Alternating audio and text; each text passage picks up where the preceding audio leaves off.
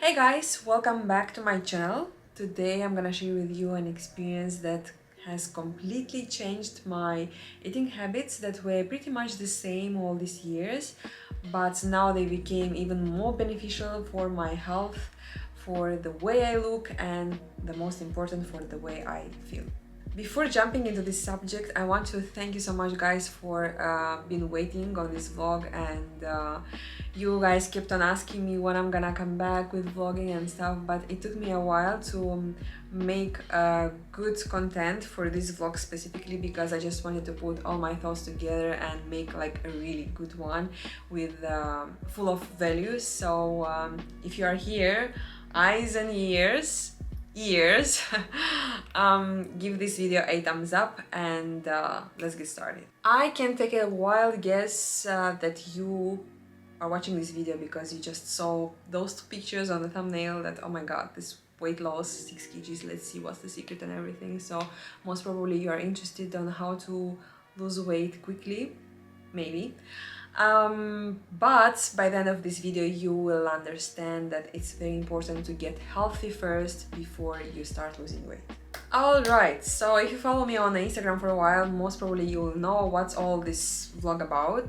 You'll also know that my weight hasn't been changed for the last year. In 2020 I was always 70 kgs and maintaining this weight pretty much all year round. Training hard, heavy weightlifting, doing a lot of cardio almost every day, having 2 jobs, vlogging on the weekend, so pretty much active, very active life I would say. But at the same time I was ignoring my body feelings, so anything related to tiredness and all the cumulative tiredness and stress was reflecting on my sugar cravings. So I was going out, enjoying Dubai's epic desserts everywhere.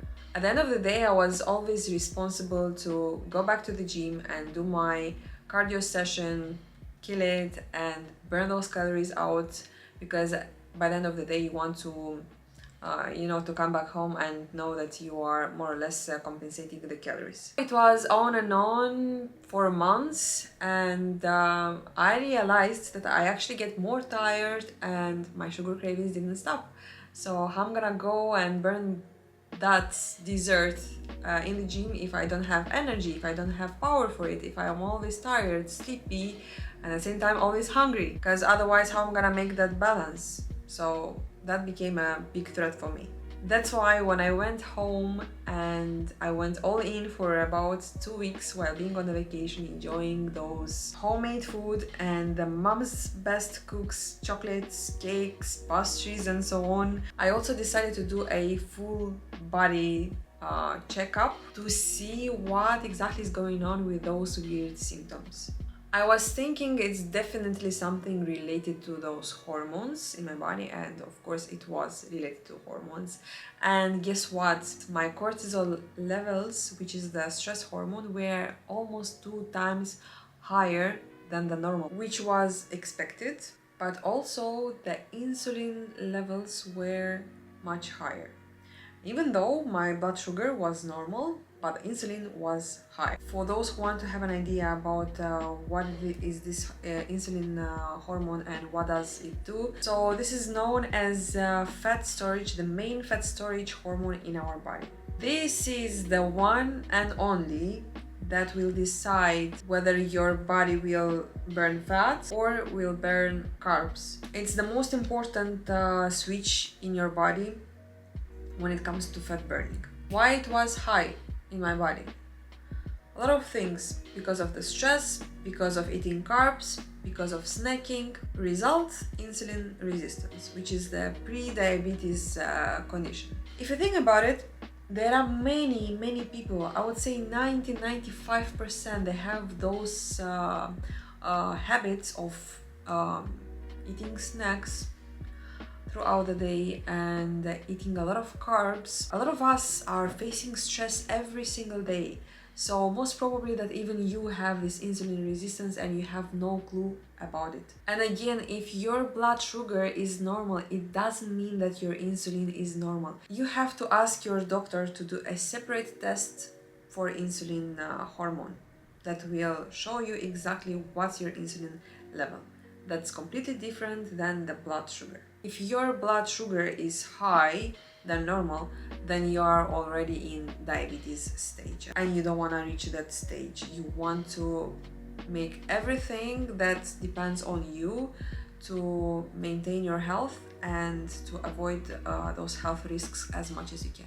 When I figured that I have high insulin levels, it was a huge warning for me, of course. And apart from those supplements for hormones that my doctors prescribed to me, I started to dig more and more into this subject and watch a lot of videos, read a lot about hormones and study more on this subject. And of course, one of the main things was to see what exactly triggers the insulin so I can skip and avoid those things. Guess what?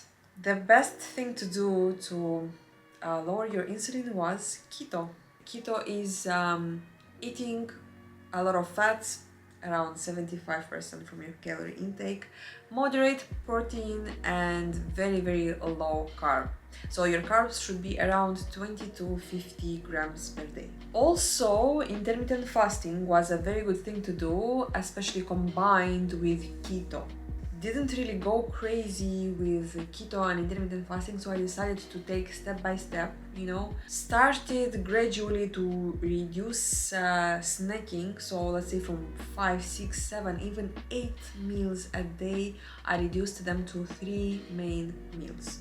No snacking at all. All these years I thought snacking and snacks is the best thing you can do for your metabolism, because you need to keep your metabolism active every time and give it these tasks to always do something, to burn, to digest, to burn, so always active. But that's not the case anymore. And what's the logic behind it? The gastrointestinal hormones, they almost double the insulin secretion in our body following an average meal. In more simple way, every time you eat, you trigger insulin. Anything you eat, it's either a small snack, a small meal, big meal, anything you eat, anything you put in your mouth, you trigger insulin. That's why snacking and snacks are very bad for weight loss. And that's why intermittent fasting, it's healthy to heal your insulin. So all the changes that I did within my eating habits have very strong logic behind it. And I wasn't doing that attention. I wasn't doing that because I wanted to lose weight. No,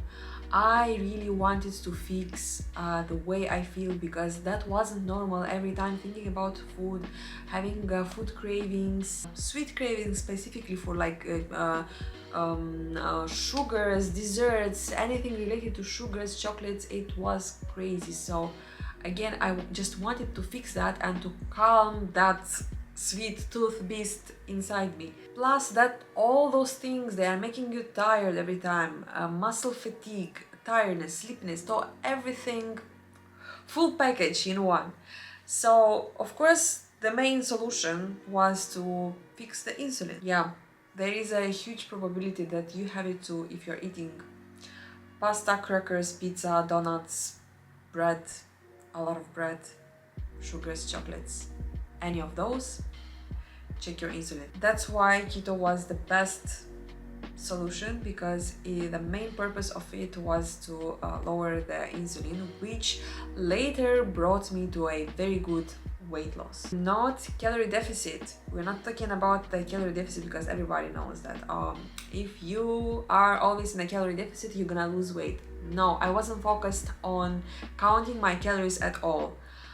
It was mainly fixing the insulin. There are so many people out there being on a calorie deficit for a long period of time and they still struggle to lose more weight. Their weight becomes stuck at one point and they cannot progress anymore. For sure they have the insulin problem and they don't know about it yet. So what are those things that trigger insulin, hormone that makes you fat? Number one trigger is carbs. Exactly. Those carbs are spiking your insulin and they make you, within half an hour even, and even a bit later, to crave even more carbs, and you're gonna go and have more sweets over and over again, because you're gonna end up with these endless spikes of insulin. So of course when it drops lower than the normal level of insulin, you're gonna crave more carbs. So what I did, I excluded them all them carbs. Imagine my favorite, all-time favorite for years, oatmeal, is not there anymore. Now my breakfast is 3 whole scrambled eggs in butter. So I add 5 grams of nice high-fat butter to the pan. Everyone was like, huh? How come butter? It makes you fat. It's fat. Fat makes you fat. It will not make you fat at all, because why? Butter is on the top of lists, those products that will not trigger the insulin. Surprise! So, number 1, imagine butter is good for you. Not butter croissant, of course, but butter with eggs will work really well. Question be like, how come 3 whole eggs? Why you don't have egg whites? Another surprise that you might be shocked about the way I was, but lean protein also spikes insulin. So it's better to have whole eggs instead of just egg whites, because the egg whites, they will spike insulin. And whey protein isolate will spike insulin. Chicken breast will spike insulin. So you always need to go for fattier proteins. For some of you will be this very good new, but bacon also is one of the best options that you could have if you go on keto. Next, okay, let's come back. Next, I like adding 5 grams of truffle oil, but that's just my own preferences because I'm super addicted to truffles. Now, that's the thing that I'm looking forward every single morning. This truffle scrambled eggs. Ooh! Alright, so the breakfast is ready. 3 scrambled eggs, half an avocado, some chili flakes on top with a drizzle of lemon juice, and 30 grams of salmon. Yum! And that's the green smoothie that I'm obsessed with from a very long time, and I usually like to vary with all the leafy greens that I put in it. And most probably you know about this green smoothie since lockdown, since my first video on the YouTube. You know how much I care about having my greens first thing in the morning. Honestly, apart from keto and stuff related to that, I really like this breakfast because comparing to oatmeal, this will keep me fuller for a longer period of time, which is amazing. Like, I could have this breakfast and then stay for like 5 hours without eating, without craving anything. It's really rich in fat, in good fats specifically, and that's what keeps you full throughout the day. And on keto, it's very important to consume those greens as often as possible, because those greens, they will help you to digest easier the fats and the protein, which are quite high on keto. Like, honestly, I felt such a big difference in the way I feel, and my bloating is reduced completely. Like, sometimes I feel like even I have a big hole in my stomach, like that light I feel, and zero bloatiness. And I remember I would compare that to when I used to have my oatmeal. If I would have carbs in the morning, I wouldn't feel that light. Every time after like half an hour or an hour or so, I would want to have something else after my oatmeal. Now you might ask me, where do I get my energy from and how do I train hard while being on keto, because we need carbs to have energy. Well, guess what? Our body doesn't really need carbs to have energy. It produces its own sugars to run everything normally, and even the most important thing, to keep the insulin levels normal. That's why there is a condition called ketosis, which is the condition where your body uses your own fats for fuel instead of carbs. My workouts are always in the first part of the day, which means I have enough energy to perform them great. My power and performance hasn't changed, and I'm still deadlifting heavy, doing my 100 kgs hip thrusts like last year. The only one difference is that I'm not doing cardio anymore because I just don't feel like doing cardio. Plus, I didn't feel and I don't feel any need to do cardio because I was constantly losing in size, and I'm pretty much satisfied with food, so there is no need to kill myself with cardio sessions. trainings and lifting weights is more than enough for me to have a very good progress. So I guess that's another reason for you to understand that trainings and cardio sessions are playing less role in achieving your goals than food when it comes to losing weight. Another biggest improvement that I've noticed while being on keto was improving my skin quality. Like, I cannot say enough how big difference I can see within the quality of my skin and how glowy it became and smooth, and like the texture of it completely has changed. One thing that had a 100% strongest impact on that was cutting all the sugars. Like, honestly, sugars are the biggest enemy for us. Cutting sugars and increasing the fats. Yes, because if you start to think about it, our skin is made from fats and protein. So why would you cut on fats and go low fat or zero fat and expect your skin to look good? You will never have that.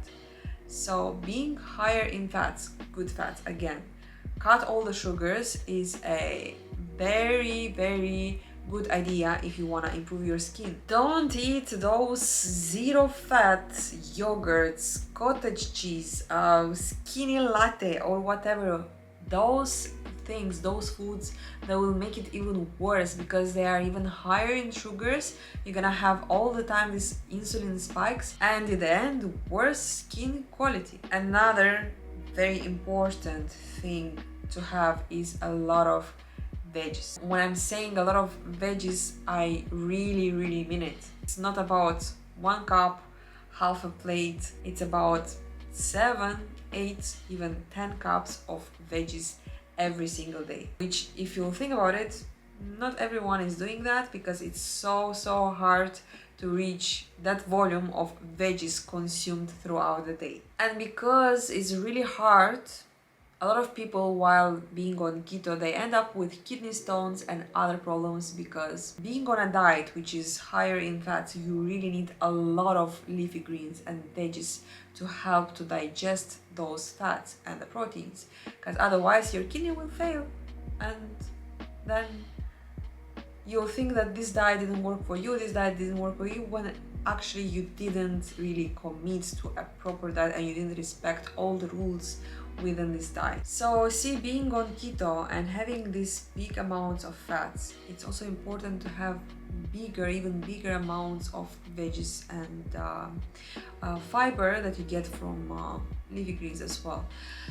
Why? Because you need potassium, and potassium you will not get it from bananas, how a lot of people are thinking, because you will need 10 bananas a day to cover the potassium intake, and we need around 37,000 milligrams of potassium every day, which is crazy. You cannot even get it from the supplements because you have to swallow this much of handful of pills to get your potassium intake covered on a daily basis. Now the question is, how do I eat those 7, 8, 10 cups of vegetables every single day? Because this is crazy, I cannot eat that much. The greatest tip and solution that I could give it to you is to make green smoothies, and most probably on the Instagram you saw me doing that a lot, and how much of salads I'm having within every single meal I have.